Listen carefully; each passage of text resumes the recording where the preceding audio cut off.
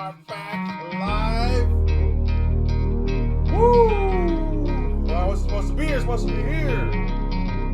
Now we're here. Oh my gosh, it is so good to be back. Welcome back, Sports Ranter Nation.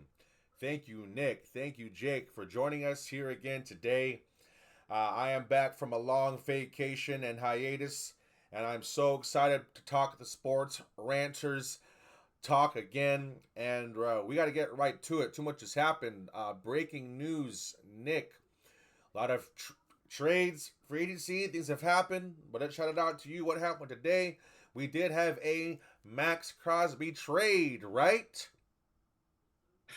Until it wasn't. It is until it Oh! isn't.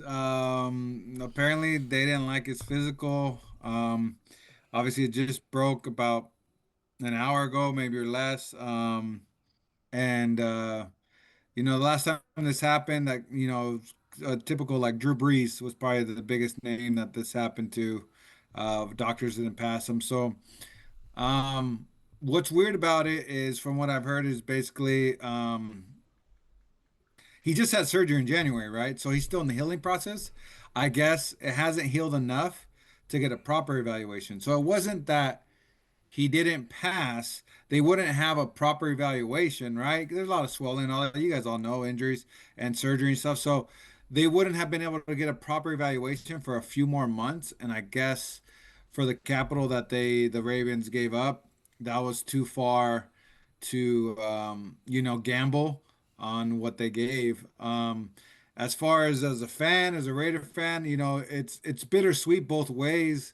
I never wanted to see him go. You never want to see a good player go, but at the same time, you understand the business, you understand football, you understand the needs of your team. We're rebuilding. We're about to get a, number one overall quarterback, young guy, rookie quarterback. Like, are we really in a win now? So I was actually a little excited for Crosby just as a football fan. Like, hey, Right, you're going to contender. right. You're going to go try to win that chip that we've been to the playoffs one time in 7 years for him. So he never really got that opportunity. And we got the two first round picks, number 14 overall. I'm like, this is best of both worlds. So I think for both sides, I thought it was an even trade in that. Some people say Baltimore might have gave up a little too much for Crosby's injuries and stuff. But at the same time, when you're all in, you got to go all in. But yeah, it's weird because I've already kind of like the last few days like came to peace with it. So like I'm kind of excited to have him back. I don't really know where my emotions are. Like with all the signings we just had, I don't know how that affects our cap space.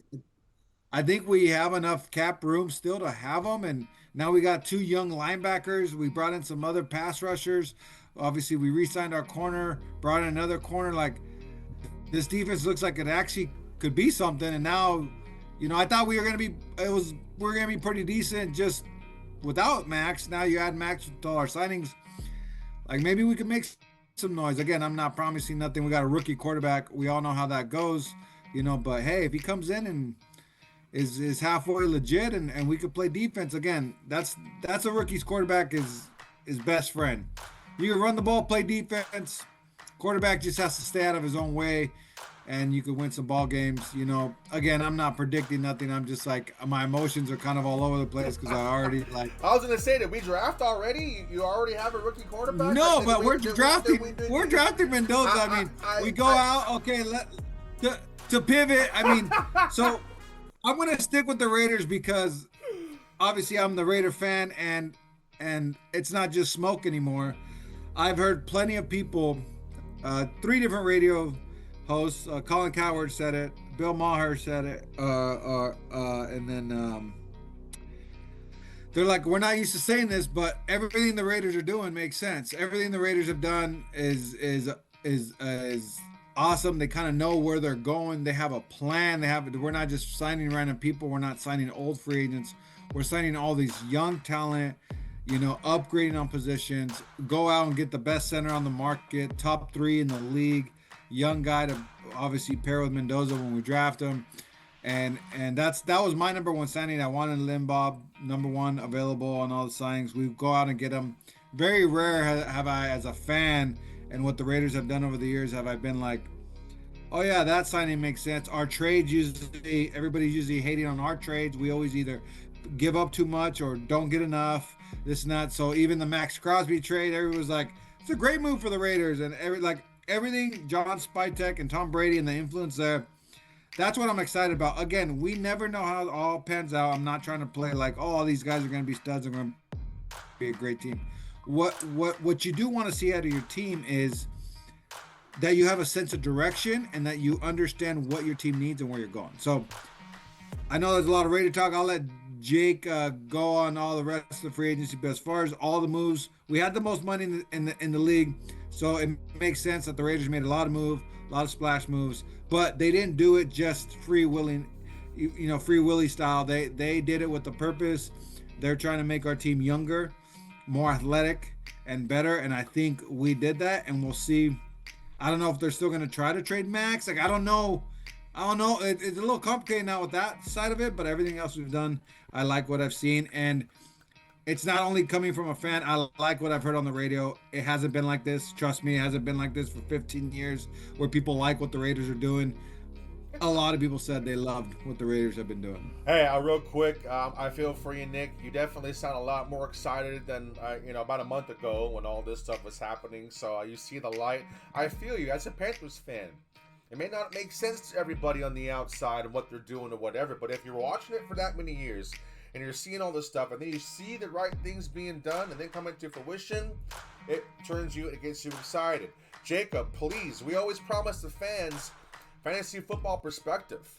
And free agency always plays a big part in how we're going to draft and the value, and we're all about value here, right here at the SportsRanter. So please let us know what happened in free agency so far that's going to shake up fantasy football 2026-27. A few things. First, just 10 more seconds of Raider talk. Not really being a Raider fan, or you can see right away that it's a different culture. They, right when they signed Linderbaum, it's like, thank God, rather than going out and getting some, hot stud receiver or whatever, like build around them, build a team. They got guys that winners, leadership. It looks like they're on the right path. It's exciting if you're a Raider fan, especially. Real quick. I just want to add, the Raider move this offseason would have been, we traded for AJ Brown. That's what the Raiders of old would have happened. You just brought that up, Jake. Like, that's what would have happened. Yeah. And instead, obviously, we already stated what happened. Yeah. That's the difference. Yeah. So some big ones, obviously there's some excitement now that David Montgomery's gone and, Gibbs is, got that backfield to himself. I'm not, Gibbs is not going to have 300 carries and all that. Gibbs last year, just looking at it, he had 243 rushes and he had 67 catches. It's like the guy, for his size and his stature and his ability, his workload's pretty maxed out. He got 18 touchdowns, total last year. He has 77 receptions, 243 carries. So if people are thinking they're going to see even more from Gibbs this year, especially on a team that, that lost Ben Johnson and I don't think so. Pacheco coming in over, to take Montgomery's spot, Pacheco's that bruiser between the middle back. He's going to get his work. So I like it for Gibbs, but not any more than I liked Gibbs last year. He's still probably my one or two, probably my number two behind Bijan Robinson. So, that was a big one, day one. As far as Montgomery goes, just sense of the graveyard. The Houston Texans were 32nd as far as their offensive running and run blocking. They were dead last in the league last year and everything. And then they traded away their one of their tackles that had been there. I know they signed another guy who's notorious injuries. I think he missed 17 games. I forget his name. But yeah, so Montgomery kind of goes off the board for me. I'm just, unless he's there in the 10th round or something like that. But Interesting with some quarterback changes. Malik Willis getting Miami gave him 3 years. We'll see what happens there. New coaching regime and all that. Tyreek's out, so we'll see with Waddle and Devon Achane. Achane's always going to get his volume. There's just no reason not to, no matter what coach goes in there. Wan'Dale Robinson's got a big payday with the Titans. 4 years, $78 million, going from the Giants to the Titans. That's a stupid, what we were talking about with the Raiders. That's a stupid move. You got a quarterback that didn't show you anything last year, then you dump $78 million on Wan'Dale Robinson. So good luck, guys, with that. I do like, as far as that and Alec Pierce, going to Alec Pierce. Alec Pierce, that's going to be an interesting one, because Alec But he Pierce got 47 catches. He got 47 catches. He had more air yards per catch than anybody in the league. And when you have 47, it's an average, Jake. That's why. Right. But you lost Daniel Jones midseason, okay? You lost Daniel Jones midseason. Michael Pittman got traded away. I'm not saying that the guy's a lock. I'm not saying that I would have paid that much money. But what I am saying is I think he's shown enough to where I'm not writing him off. The guy's a burner. He's a fast, quick guy. Let's see what he does. It's just more for the money. Again, the guy has talent. He's in the league. I understand that, but he's had injury problems. Right. And then, like you just said, you paid him like a number one. We all know Michael Pittman drew the attention. You always have Jonathan Taylor you have to worry about and all that. Like, with all those guys gone, you just got Pittman now. I mean, you just have Pierce out there. Dude, go earn it. Like you said, prove us wrong. That's fine. But just the initial, I don't mind them re-signing him, but the contract's massive for 47 catches, and he's injury prone a little. Looking at the contracts between like Wan'Dale Robinson, Alec Pierce, Romeo Doubs, these receivers that have gotten money. I guess if I had to pick, I like the Romeo Doubs one better. I was going to bring him up. Well, he's got a quarterback. He's got a quarterback for sure. I really like, coming from the Buffalo fan base. I like DJ Moore going to Buffalo. I think he's a good fit there. Yeah. I think he's going to be he's a guy that he can get open. Click with Caleb for some reason. He didn't click with Caleb. No, and I just think that receiver room got just too crowded. You brought in Luther Burden, you have Rome Odunze. They drafted Loveland before, before, who was the other tight? Cole Kmet? No, Warren for the Colts. Oh, Tyler Warren? Yeah. Loveland went before Warren in the draft. They drafted that guy to not just sit and watch. So I just think, DJ Moore just couldn't find his place. But I think he's the kind of guy, when Josh Allen starts running around for his life, he's a guy that can get open. And I'm interested to see that. I'm happy they signed him. But I know Andrew got excited about Mike Evans going to the Niners. We'll see. He's 32 years old now. If they can get, maybe 13 games out of him or whatever, and 10 touchdowns. I know that who had just departed. I know Ayuk's going to be gone, and I think they brought back Juwan Jennings. So, but yeah, that'll be it. Yeah, Juwan Jennings is still, I think, in free agency. Yeah, he's back with Pearsall, and but the big one, everyone's excited. Kenneth Walker going to the Chiefs. I think it's interesting. Everybody wants to especially now they have Eric Bieniemy back as their offensive coordinator. Ooh. Everybody wants every year to just get a piece of like that Chiefs backfield. Remember the old Kareem Hunt days and all that. You paid Kenneth Walker like you want him to be the horse, but we've gotten duped by this before, where we thought Clyde Edwards-Helaire was going to be this pass catching stud out of college, and Isaiah Pacheco looked really good the year before last until he got hurt, and then he kind of never lost. He never was gained the enemy the coordinator when Jamal Charles was there? He was when Kareem Hunt had his big. No, that was too long ago, I think. I know. Yeah, Jamal Charles was a while ago, but Okay. but he was has there shown. when He has shown Pacheco that had his first. He was there when Pacheco had his breakout year, and like they could run the ball when Bieniemy was there. And then when he left, call it Bieniemy, a couple injuries, the line not as good, a little all avenues kind of led to them not being able to run the ball. But Bieniemy always got the most out of their running back. Yeah, and they're going to have to. I think we saw last year that Mahomes, they're going to need to balance that offense a little bit. Mahomes is going to need some help. They're going to need, Kelsey's. Kelsey. I know he's coming back for one more year, but he's not that short game surefire escape route. That he was. I don't think. Of course, he finished the tight end like 3 in fantasy last year, but no, if they use him like they paid him, he'll be a fun guy to have in your fantasy leagues, I think, because Kansas City always scores a lot of points, and Kenneth Walker is not an Isaiah Pacheco or a Kareem Hunt or one of these guys that you Clyde Edwards, who you're hoping that they use, like. You're bringing him in, you're using Kenneth Walker. He's your Super Bowl MVP, and the guy proved when Charbonnet went down last year in Seattle that he can carry a workload. He's a bruiser, man. I've always liked him as a running back. When they drafted Charbonnet, it was like, God dang. Ever wanted to see what he could do being the workhorse. So I'm excited about that one.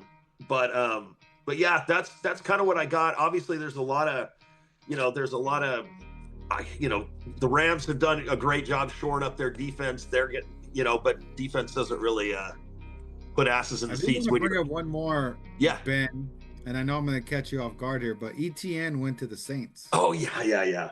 So what do you think about Travis Etienne on the Saints? That's one that we're going to have to look at and evaluate throughout the offseason. See The brother went from Jacksonville to the Saints because... Oh, ETN. Yeah, ETN.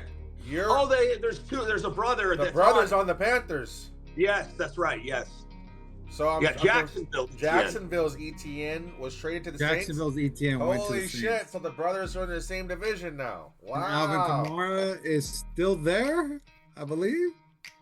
Dude, but getting older. Dude, ETN had a monster season in Jacksonville last year. Let me take this, guys. First off, thank you, Nick. Thank you, Jake.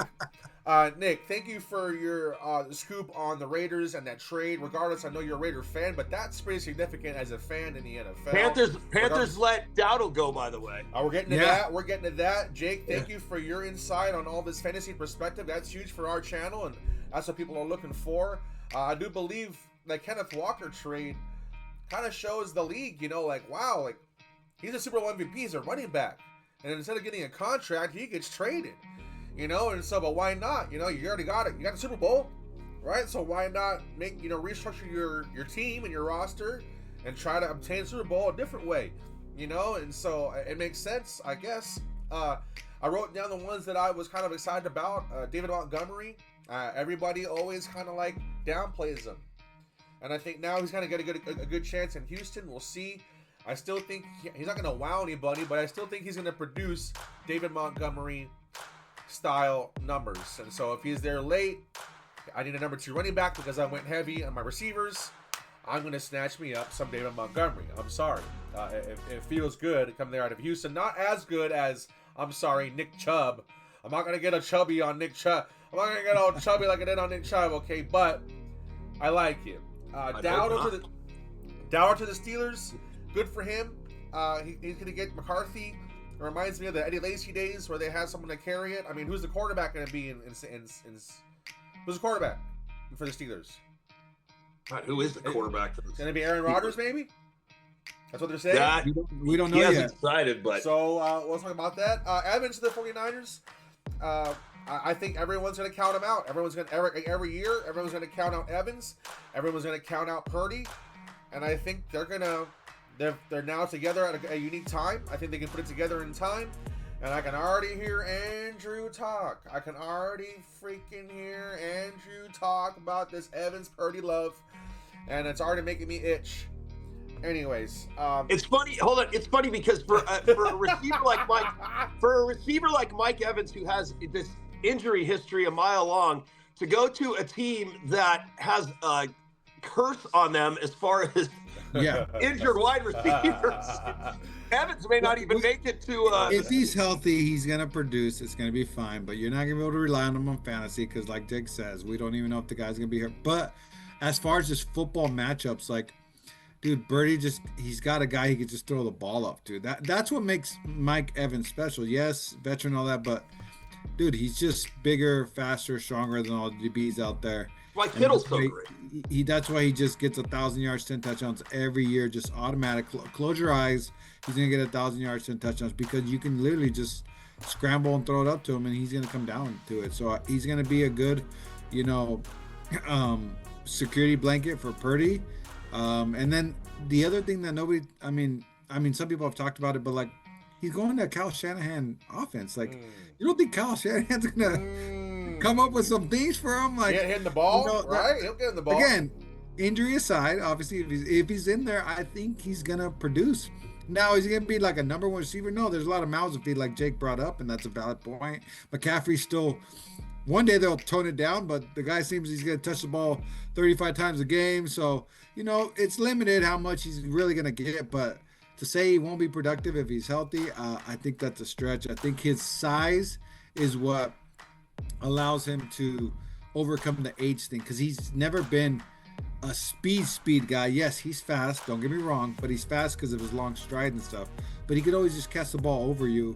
He was never like this great, speedy, twitchy, route runner. Like, that's not his game. So as for him to age, I think he will age better than some of these other receivers that we've seen who have to rely on their quickness and twitchiness and all that you lose with age. So I think it's a good move. Again, doesn't make sense in that you sign an older guy who's injury prone on a team who's old and injury prone. Like, that's you tend to try to get younger and more secure, but I'm not going to knock the move 100% just because you're getting a Hall of Fame receiver, Yeah. Real quick, Jake, I want to talk about some unsung winners out of this whole free agency business, okay? Because obviously the names are all very surface level, but there's other people that are affected by this. Number one that I want to touch on is DJ Moore. That guy's a good dude, bro. He came in and was drafted by the Panthers. Everybody kind of hated him, but he still produced through freaking Sam Darnold, Baker Mayfield. He was supposed to be the receiver to help revamp this organization. And dude, this guy was a solid dude the whole time. He gets traded basically for Bryce Young. Goes to Chicago, doesn't really get the respect, and then here comes Caleb Williams, gets the contract. Dude, DJ Moore is a solid dude. A really good dude, Jake, and who wins from this is Josh Allen. I think Josh Allen gets the receiver. Like I said, he's not a good fit for Caleb. I think he is a great fit for Josh Allen. Not just somebody that like you said, we don't have to count on Josh Allen all the time. DJ Moore is going to be open for him. Plus James Cook. If they can figure out some more of their tight end stuff, I really think Josh Allen is an unsung hero out of that DJ Moore trade. Another unsung hero for our fantasy viewers. I'm not saying go reach for him, but I'm saying you can wait for him late again, Mr. Chuba Hubbard. Rico Dowdle is going to go to the Steelers. I'm telling you guys right now, Chuba Hubbard's going to be excited to come back and put up that numbers, and he's signed to the contract. They're going to use him. They still got young Jonathan Brooks, yeah, but he's coming off an injury. They're going to protect Jonathan Brooks. Jonathan Brooks was the number one running back out of the draft last year, got hurt. So him and Travis Etienne, they like that stable, but they have signed Chuba Hubbard, and they are going to give him the rock next year, back with that same O-line. That's why I drafted him this last year, and he completely let me down. I know. I'm just letting you know. Don't reach for him that soon. You can count on him as your number 2 if he's there late. That's all I'm saying. All right. And so, with all of that said, if I can go ahead and dip into the Panthers a little bit, I don't know what else has been going on, but I'm a little bit excited. That defense was last 2 years ago. Last place historical numbers 2 years ago, right?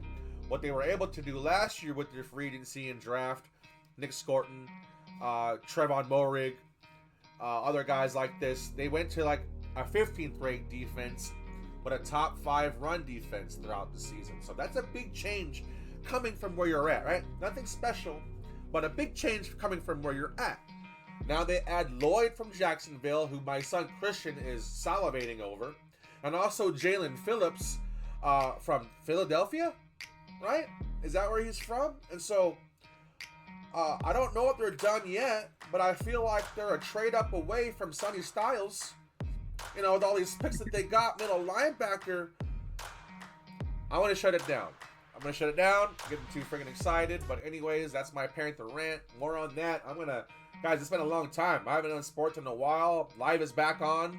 Panthers are doing crazy shit. Jake, I'm going to have to meet your energy with these videos and lives because I'm getting rant crazy, okay?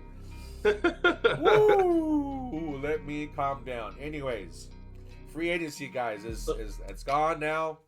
Is there anything that you guys feel like you need to talk about? Free agency's out there, football. What's going on, Nick? There's still a lot of big names out there. You know, I'm just going down the top 100 list right now, and I mean, free agency is by all means not done. You know, Trey Hendrickson's still out there. You know, he's the big name right now. Wow. Coming out of Cincinnati. He's just nobody's ready to meet that asking price. But you know, there's guys that I never. Well, first off, I like what Arizona did. Arizona decided rather than go through this quarterback carousel and this ring around of paying guys like Malik Willis all this money or bringing in like a Tua on a 1 year. Arizona went out and they said, we're making Jacoby Brissett was our backup last year. We're going forward. He's our starter this year. Wow. And to me, that just says, it's like, look, we know that we're rebuilding. We're not going to start from here and try and build down. Like, they're going into the draft with their picks into free agency, and they're addressing other things to get a foundation in place. Like we always say on the show, to exactly kind of what the Raiders are doing now, to be able to usher in the quarterback that they want, rather than is Malik Willis going to last 3 years in Miami? I'm sorry, that they got a new coach in there. Tua did.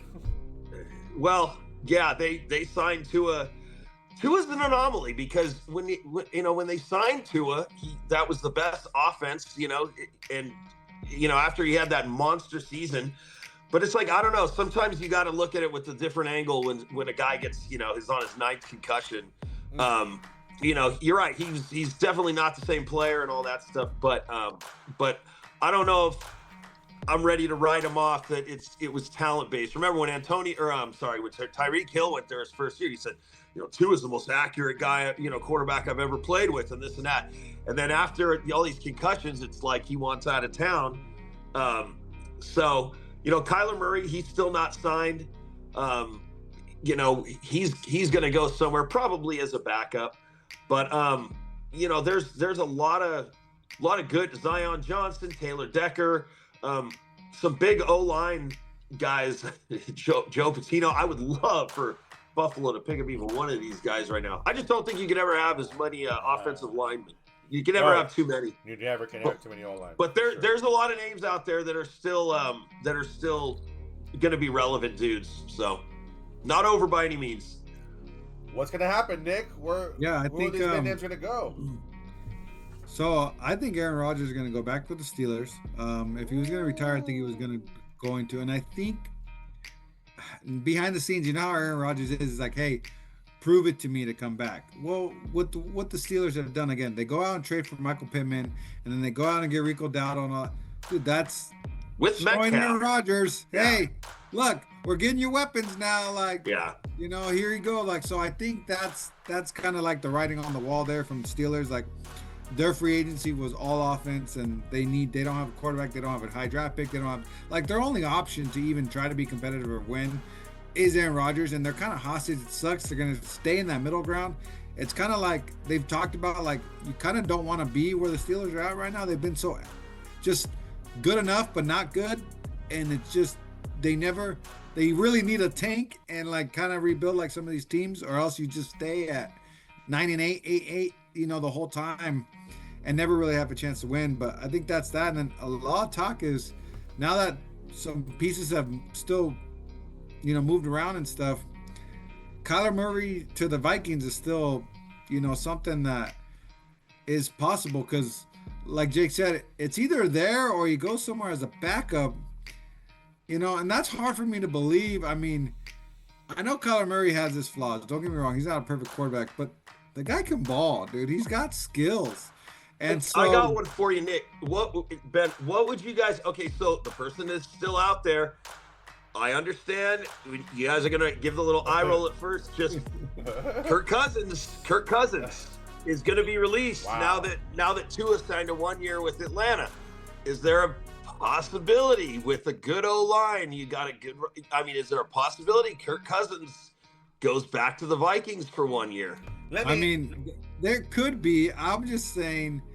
I think if you give I think Kyler Murray's a little more talented, but maybe his work ethic isn't that good. I'm not going to talk to what they do off the field. Obviously, if the guy just wants to play PlayStation the whole time, then I'm not going to vouch for him. But put that aside. Say new environment, new coach gets him to be an adult.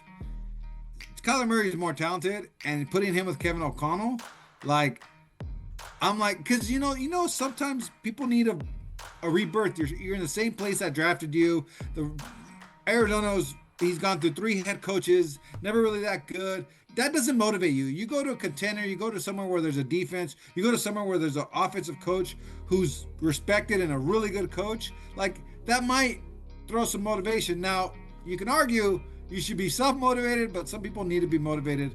And I don't know. I just think Kyler Murray in a good spot. I'd like to see him one more time. One more time. I'm sorry. I agree with you, Nick. I do. I'm not trying to poke at you. Okay? But it's all good. But asking Kyler Murray to be an adult is a very, very tall task, my friend. So, I understand. And I only answer that in response to a video I saw recently with Kirk Cousins. It was one that he was now a starter because of Penix. He wasn't supposed to be the starter, and now he's losing games, right? I mean, and now the press is on his ass because number one, he didn't ask for this situation, but now he's losing games again because Atlanta sucks. So he's really answering like depth questions. Kirk Cousins. They ask him, "What's the difference now with the coaching situation and how things are now from where you were 10 years ago?" And Kirk Cousins had to take a moment to ask her this question. He went silent. He was like, "I don't know if I want to answer this question," but he said, "Fuck it." All right, Nick. And here's what he said. Basically, let me turn this off. This music's here getting me annoyed here. This is what Kirk Cousins said. Okay. Kirk Cousins goes, back in the day, because that's how long he's been in the league now, right? Back in the day, you literally had to read defenses. Up, down, safety, left, right, this, what, up, down. Like there was a language between everybody. So the things that they're asking me to do now is a little bit different because now it's all play oriented. Because now I don't really check the defenses, read defenses now. It's 1, 2, 3 RPO because this freaking situation and la la la la la. And you know what? And then this language, it sucks. Like that's what Kirk Cousins said, dude. And so it made me think a lot. It's like, dude, like Kirk Cousins is well more prepared than some of these coaches that they're bringing into the league. Like, who tainted him with this shit? Like how he explained it, he said it very politely because he's Kirk Cousins, right? But he basically blasted everybody in the league. And it kind of explains how we went with the Minnesota Vikings. Say bye-bye, Kirk. And bye-bye, Sam Darnold. Thank you for winning. Get off my team. So I think Kirk Cousins has an absolute chance at any time to be the next Kurt Warner. Well, if a team will, and mind you, we didn't get much from, but the fact that we even got anything for Geno Smith, then, then, then, then I'm not gonna say there isn't a spot for him because, dude, I had to laugh, like I would have bet $1 million that we're not gonna get anything for Geno. You couldn't even get a freaking old cleat for Geno Smith. Like, who would trade anything for Geno Smith? The fact that we traded him with the 7th round pick and got a 6th round pick back, I'm like, this is the Jets. I don't know what the Jets are still the Jets. Why So did we stupid. trade for Dino Smith again? I don't know. But that, I mean, again, The so Wasn't he? Jets. You're going to release him anyways. I Like, know, I know, I know. We what were a gonna release him. what a stupid I don't franchise. know. So that's what I'm saying. So is there a home for Kirk Cousins? Yeah, I'd rather have Kirk Cousins, 100%. I'd rather have Kyler, or whatever. So yeah, I mean, yeah, it's the offenses now are a lot more vanilla, and everybody knows that. The problem is, I think, is because we have so much head coaching turnover, you know, that you know, you don't really have time to put in this complicated, crazy offense. You might Right, have 2 years, right, and then if you happen to be good, you might become a head coach. And that's why we're seeing the good offensive head coaches are the ones that are winning more consistently and are staying in the league. Because if you are a brilliant offensive mind, you have the one up on everybody because right, no one else has the chance to try to develop these crazy schemes. That's why the Andy Reid, the Sean McVays, the Kyle Shanahan's, all those, are successful for a long period of time because once you're able to establish your offense and the thing is it's always evolving. So yeah, they have their foundation, but they grab a play here, they grab a play here. They can run the same play out of 8 different formations and all that stuff. It's the same play, but it looks different, 8 different ways, all that stuff. You can't do that when, dude, coaches are getting fired left or right every year. How often do you get to like actually evolve the offense? You have to come in, put in your basic offense, hope you survive a few years, hope that your team is good, and then if you have actually get to continue or get a head coaching job, then your offense finally gets to evolve. But right.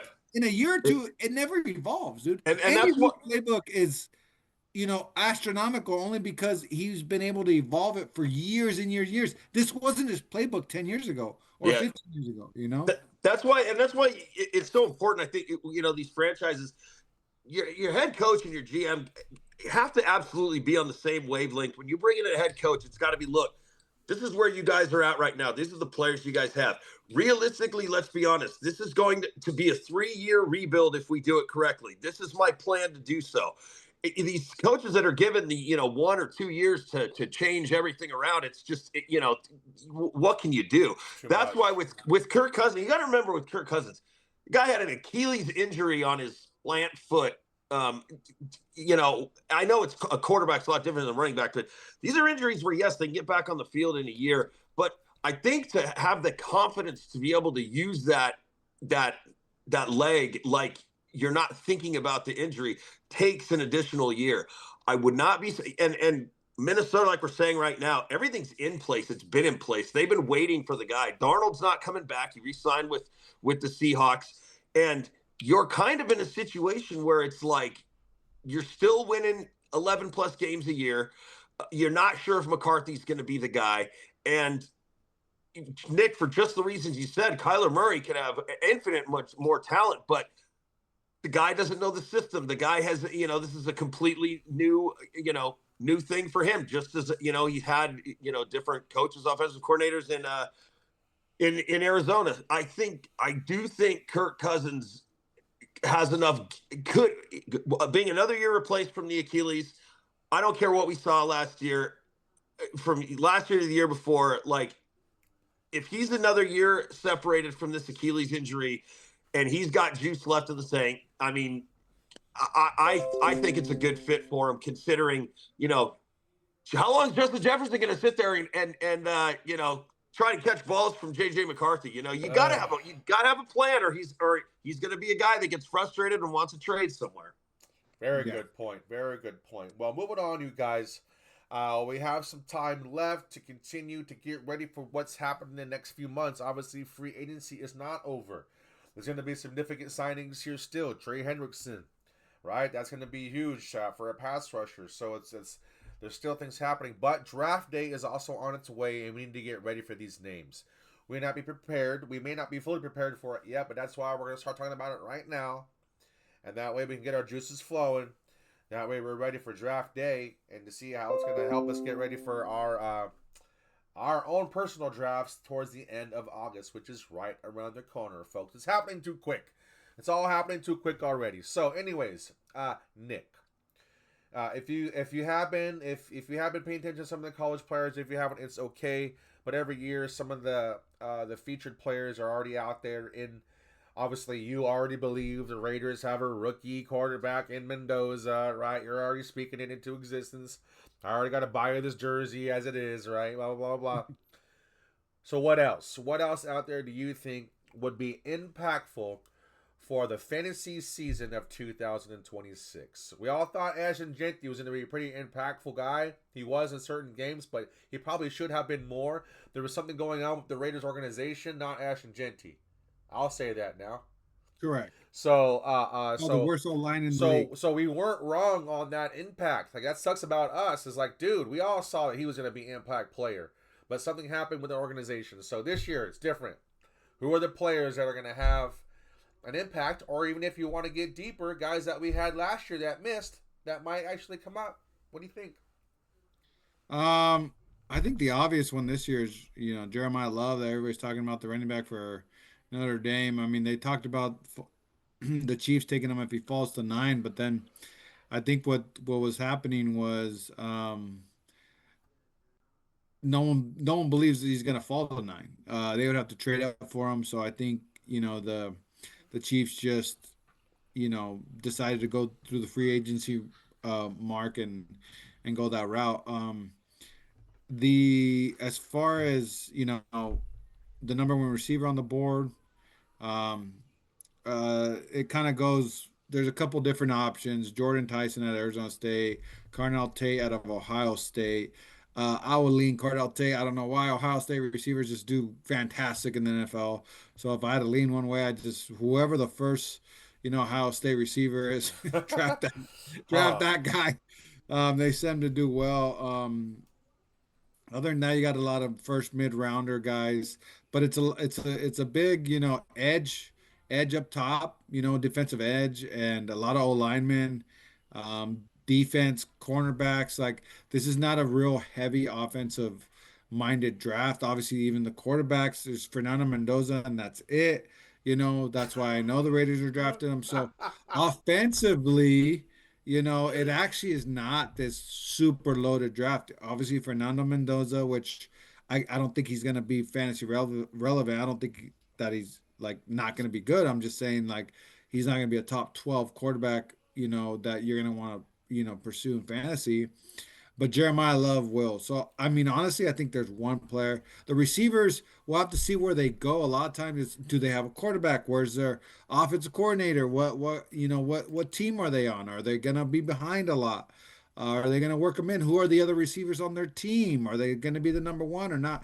And all that has to get played out for receivers. But I will tell you this: whoever drafts Jeremiah Love, they're getting a baller. He can catch the ball out of the backfield, which is what we love for fantasy. He's that's closest thing to, McCaffrey that we've seen come out. Again, I'm not saying he's as good as him, but he's just dynamic. He's elite. He can catch the ball. He can do it all as a running back. So, I'm interested to see who's going to draft him, and that's really the fantasy relevance. Early on in round one. Happy day, Jacob. If you're not so prepared for it, I'm not. That's why I'm asking you guys first. Okay. No, I'll give. But No, I'm. I like Nick said, it isn't. Isn't an especially deep offensive draft. If we're talking fantasy, especially in redrafts, you really shouldn't be looking too much to the NFL draft. I mean, look at Ashton Jeanty. Ashton Jeanty last year was, I mean, if there had ever at any point been a rookie that you draft and take in the first round, if you ever, Ashton Jeanty's it, man. Volume and Pete Carroll and the Seattle did you draft this and him? that. Yeah, and look what it got you. Look what it got you. Right. Now, Jeremiah Love, again, another stud, another guy, got it all, got the tools, got the this, got the that. What if the Texans draft him? At that point, it's it. That's it for me. So, you know, you don't, and I'll tell you this right now because I'm a guy. I like watching college. I like watching college football. I do. It's exciting. It's fun. It's intense because of the rivalries and stuff. But I don't follow these players every season like I know what the hell's going on. I look at these Sonny Style, or I'm sorry, Jordan Tyson and Carnell Tate. I'll go look up their highlights and this and that. And you know what? Yeah, if you go look up Carnell Tate highlights on YouTube, there's going to be a lot of awesome plays of him making highlights. Like, obviously. No way. So what I'm saying is just What are you saying? for the average fantasy football player, when your team or when an offensive player goes, look at the rounds. Okay, are teams investing in that wide receiver or that running back in the first round? Are they investing in that wide in the fifth round? Okay, then look at that team, like what they did, where they just dumped all their money in free agency. Okay, if somebody goes and if the Bears go out and they draft Carnell Tate, it's like in say the second round, it's like, am I going to waste a fantasy draft pick, say fourth, fifth, sixth round in a situation where there's all these veterans, all these guys that have been in the system before and all that? Like, look at the situation for that team. Look at where they're dumping money in free agency. Look at who's already there. Quarterbacks are a big one, like big Garrett Wilson. That guy was a stud. That guy's, you just got to get all his vote, this and that. And he's just a dead man walking out there in New York. My God, they just traded for Geno Smith. Gee. And then, lastly, it's Jeremiah Love, like I said, if he goes to, Houston or whatever, but you just pay attention to just pay attention when these offensive players go, in redrafts, you really shouldn't be looking at any rookies that were drafted after the second round, because if they were drafted after, more than likely they're going to be on waivers for most of the season. So for them to take up a bench spot, but those first and second round rookies that get drafted in those early rounds, all you got to do is just take a look at that team. People were so excited about Zach Charbonnet coming out of college, out of UCLA, because he was this great pass catcher, but he also had this size. He was quick. He was a big hitter, but he had the best like catch rate in college throughout his entire. And then the Seahawks drafted him right after they drafted Kenneth Walker, and it's like, that's it. So you're as right. an average fantasy football player, your common sense can bring you a long way in evaluating rookies. Great. Yeah, I would just say for late round running backs, sleepers and stuff like that, look at the teams who improve their line and draft linemen. That's always just a little research you can do. Like Jake says, oh, Houston this, Houston that. They draft two linemen, sign another one that's not like, it could be something where nobody's looking at them. You draft them late, you hope they improved. Of course, we're not saying that you're drafting in the second round that running back because they drafted some alignment, but these later running backs, you can always kind of look to see who improves their line. But see, this is where, and we'll get into this in later shows, and this is where I think a lot of our advice on this show is going to help people, is you don't have to get that player on draft day. You keep that player in the back of your mind going, you know what? The Steelers just traded for Rico Dowdle, and they got no one else in the backfield.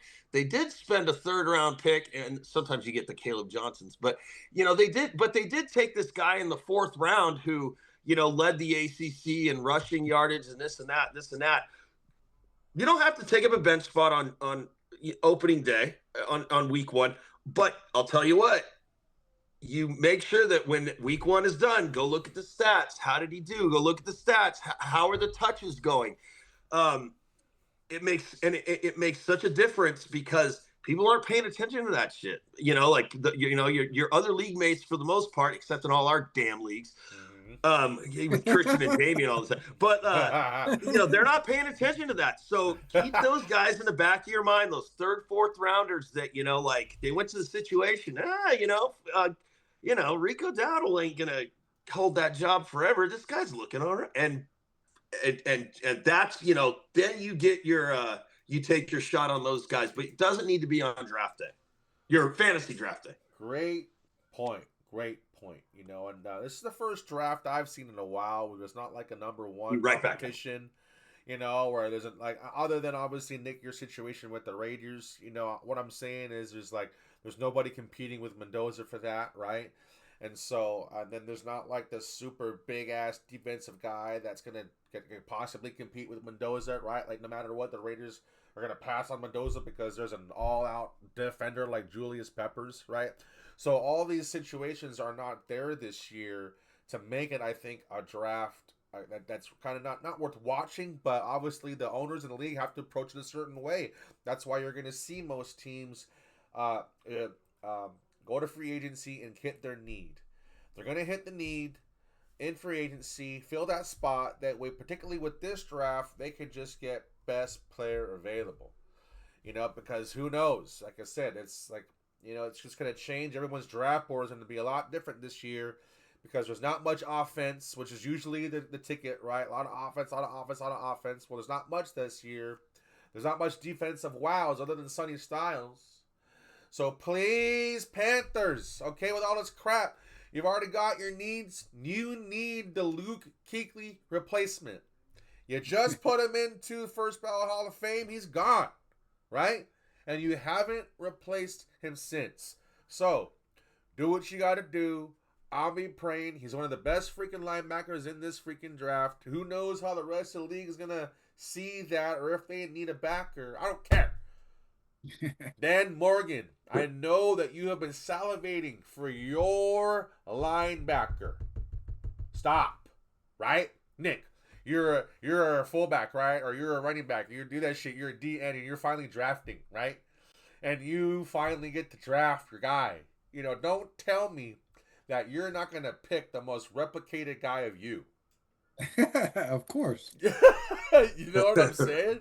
So come on, Dan Morgan. I know you got some tricks. I don't want you trading it away. But if that boy Sonny Styles starts falling, because he went from going to top past 20 to now, because the draft is crazy, now he's top 5. Now he's going to 10. I'm just saying, who knows what's going to happen? Freaking make the move. Make the jump if he ends up falling past 10 when you're at 19. Okay? Anyways, I'm getting excited. Excuse me. I haven't looked at football in a long time. For those of you that watch our channel, yes, Ben, I'm the Panthers fan here out of nowhere. Living in San Diego, and I'm a Carolina Panthers fan. That's right. I'm way behind on all my research. They just now made some new episodes and new signs, and I'm going to get caught up, I promise you that. And I'm going to start doing my own little Panthers lives to see if we can get a little, Cali Key pounding. A little Cali Key pounding around here since San Diego doesn't have a team. So, guys, it's 6:53, fantastic show. I want to say thank you, Nick. Thank you, Jake, for being here again today. I love being with you guys. Guys, for those of you who are watching us live, for those viewers, for those who come back to watch our episodes on your own time, we don't do it here unless it's fun. That is the glue here at the SportsRanter. That's why you're here. That's why we're here every Tuesday, because we love talking this stuff, and we're not here to make money. We're not here doing this stuff. No, we're here for you, and we're here for us, because we love this stuff. All right? So with that said, like I said, thank you, Nick. Thank you, Jake. Thank you, SportsRanter Nation. We will be here again live now, baby, live next Tuesday at 6 p.m. You might see us throughout the week with our own little personal rants. We're all doing that stuff now, but I'm done. Thanks a lot, guys. Take it easy. Have a good one. Take it easy. Have a good one. See you guys later. Woo. Come on. Hell yeah, guys. See you next week. Hell yeah.